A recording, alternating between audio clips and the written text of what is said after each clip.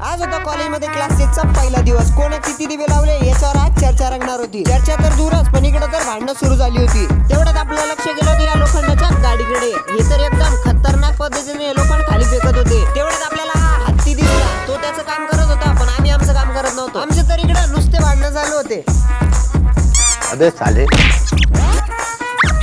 सकाळचे पेपरचे भांडण आज दुपारपर्यंत सुद्धा चालू होते. MSBTच्या क्लास टेस्टमुळे आज कॉलेजमध्ये तर भयंकर गर्दी दिसत होती. कधी न दिसणारे पोरं पण आज कॉलेजला आलेले होते. हे पैसे पण असं वाटत होतं, पैसा है मेरे पास. पण तसं काही नव्हतं. हेच पैसे हा घरून रडून पडून घेऊन आलेला होता. आपलं कॉलेज डोंगरात असल्यामुळं रस्त्याने तर नुसते डोंगर दिसत राहतात. आता जायचं होतं आपल्याला सातारामधील खंडोबा महाराजांच्या दर्शनासाठी.